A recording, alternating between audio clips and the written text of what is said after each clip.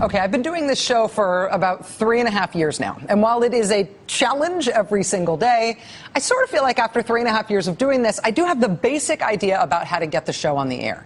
The staff that works on the show is tremendous. We have great support network-wide here at MSNBC. On most days, on most subjects, I feel like I've got all the support and all the help that I need right here in this building in order to get this show done.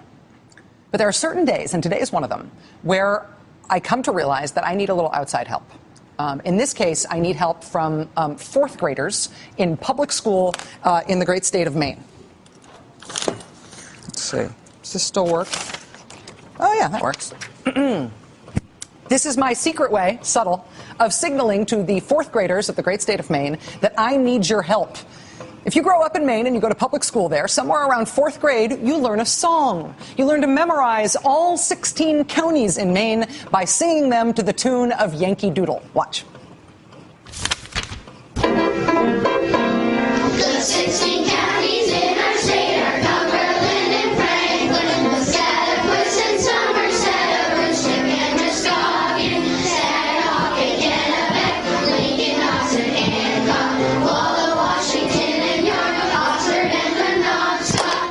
Ta-da! That is Maine's 16 counties set to the tune of Yankee Doodle and sung by Maine fourth graders. That clip courtesy of the Maine Center for Public Health. So Maine fourth graders, as we agreed before that I would do this in case I ever needed your help, I need your help. Your state has 16 counties, right? For some reason, though, certain residents in 3 of Maine's counties are being treated right now as if they do not exist. Right now, certain Maine residents in Washington County, Waldo County, and Kennebec County are being treated as if they are not actually residents of Maine at all. All right, let me back up for a second. So far this year, as we've talked about on the show before, the Republican process of picking a presidential nominee has been an absolute mess. It started in Iowa, where the Republican Party first declared that Mitt Romney won the state. Then they declared that it was actually a tie in Iowa. Then they declared belatedly and after some futzing around that, actually, Rick Santorum won. And then their state Republican Party chairman quit as a result of the whole mess. Iowa was just a complete mess. Florida, also a mess. Not necessarily in terms of counting the vote, but because Florida doesn't even know what their vote means yet. The Florida Republican Party insisted loudly that their primary was winner take all in terms of the state's delegates. Whoever came in first got all the delegates. But that's not actually clear under the rules, and it's now being challenged. So who knows who won Florida's delegates? Nevada came after that. Also a mess. It took Republican officials in Nevada 2 days to release a final vote tally after they discovered they had more ballots than voters, and they don't know why. Then, of course, there was the Missouri mess. Missouri Republicans couldn't get around to changing their previous plans from earlier years, even though they tried, and so they ended up holding a primary last week, which Rick Santorum won. But that primary, although it was required by state law, was meaningless in the Republican contest. So they're also holding a caucus next month after the primary, and the caucus supposedly is the one that actually counts. A mess? Yes. The Republican presidential primary has so far essentially been one mess after another. And now we have Maine. And Maine may be turning out to be the biggest mess of them all. Maine held a multi-week caucus, which culminated with this announcement on Saturday night from the state's Republican Party chairman. Watch. I'm now going to announce the winner of the Maine GOP presidential poll. And that winner is Mitt Romney.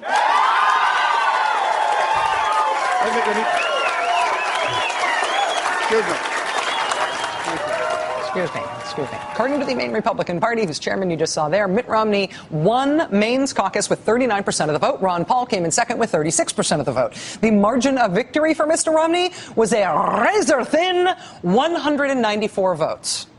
So case closed, right? Ha. Not by a long shot. Remember those 3 Maine counties I mentioned earlier, Washington County, Waldo County, and Kennebec County? Turns out that lots and lots of Republicans living in those 3 counties who voted in the presidential preference poll never actually had their votes counted by the Maine Republican Party. Republicans in Washington County postponed their caucuses on Saturday because of a snowstorm they expected to hit the area. And even though they are planning to vote instead this coming weekend, that's when they postponed the caucus to, the state Republican Party has already said, in Washington County, your votes won't count. They said no additional votes will be counted. So sorry, Washington County, you don't count. Republicans in Waterville, Maine, which is in Kennebec County, did vote as they were supposed to last week. But their vote total, as you see here, shows up, look at the right, on the right there, shows up as a 0 in the Republican Party's official results. That's not because nobody showed up in Waterville. It's apparently because a contact person in Waterville didn't phone in the results on time, even though the vote took place on time. Even though the state party now has the results from Waterville, sorry, too late, we're not counting you either. Then there's Waldo County. Even though nearly all Waldo County towns held caucuses on February 4th, which was a full week before the Maine Republican Party announced its supposedly final results, here's how most of Waldo County's votes, look in the official Republican Party's results list. 0 votes, 0 votes, 0 votes, 0 votes. Why is Waldo County not being counted? Who knows? We contacted the Maine Republican Party today to find out what the heck happened to all of Waldo County's votes. So far, we have not heard back. Again, the margin of victory for Mitt Romney in Maine was 194 votes. That's called a hair. He beat Ron Paul by a hair. And even though lots of Republicans in 3 of Maine's 16 counties did not have their votes counted at all, the Republican Party there is somehow standing by Mitt Romney as the winner and saying nothing else is going to be counted. Since the Maine Republican Party will not answer any of our questions about this fine mess, it's sort of up to you, Maine fourth graders. It's up to you to help us understand why of the 16 counties that you sing about, only 13 count. As we await the help from our fourth graders, let's bring in someone who is in the middle of all this mess. Joining us now is Doug Wead, senior advisor to the Ron Paul campaign. Mr. Wead, thank you very much for coming back. Thanks for being here. Thanks for having me, Rachel. Simple question. Who won the Maine caucus? Well, we won as far as getting the delegates are concerned. And right now, until all the votes are cast, the networks are declaring, or the Republican Party's declaring, Mitt Romney won. However, it's interesting, there's a lot more than what you said. Washington County was the only county that Ron Paul carried 4 years ago. It was his strongest county.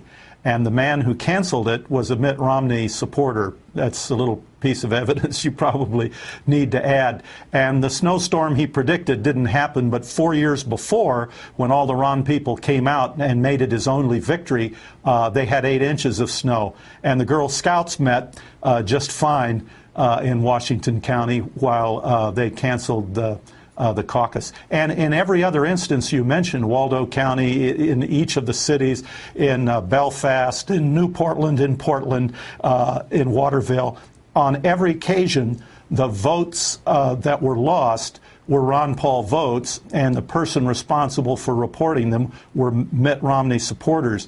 For example, in one case, the votes were actually transferred from paper to electronics and to the computer, and the lady doing the transfer was a Mitt Romney person. It could be the costliest victory Mitt Romney ever had, because the Romulans are not happy. So when you say the Romulans are not happy, does that mean that they are contesting this in Maine and they're going to force Maine to revisit its declaration of a winner here, or they're going to channel that outrage into something else that they think will help Mr. Paul? I don't know, maybe a little bit of both. As I said, we feel okay about delegate selection. I saw one of the networks giving Mitt Romney 8 and giving us 7 delegates. Thankfully, that network doesn't get that privilege, and our numbers show that we're going to capture the majority of the delegates in Maine. But nevertheless, it's not that the victory is so important. It's just losing it that way is kind of tough. When you were here last week, we talked about the delegate strategy of the Ron Paul campaign. And while it seems arcane to a lot of people who haven't been paying close attention, the basic idea is that in the caucus states, delegates are not allocated directly on the basis of how people vote in the caucuses. The delegates are allocated by a whole separate process. And you essentially think you, for the phrase, have gamed the process so that all of the delegates are going to be Ron Paul delegates in a lot of these caucus states, even if the caucus voters themselves didn't choose Ron Paul. That's the impression that we left a lot of people with last week. I want to just have you reiterate if that is in fact what you're doing. Well, it's different in each state. For example, in Nevada, actually on the first ballot, the delegation that's selected to go to the RNC from Nevada will have to vote for the winner of the beauty contest in Nevada on the first ballot. Thereafter, they can vote as they wish. But unless the candidate that won releases them, which is conceivable the way this contest is going. But in most states, yes, it's decided. The rules are that the state convention will decide who the delegation is, and the beauty contest is totally irrelevant. And those were the rules going into it. It's not a new thing. It's actually how Barack Obama won the Democrat nomination 4 years before. Hillary Clinton carried California. She carried New York. She carried New Jersey, Pennsylvania. I don't know if she carried Ohio. I can't remember Ohio, but she carried a lot of the biggest states. But Barack Obama won the nomination because he worked hard in the caucus states. But the difference is that in the caucus states where he won by large margins and thereby got the delegates that way, you're claiming the delegates from contests where you didn't win the vote in the caucus. When you were here last week, you talked about thinking that you won Minnesota, won Colorado, won Nevada, that you may have won all, from reading the campaign stuff today, that you may have won all 24 delegates in Maine.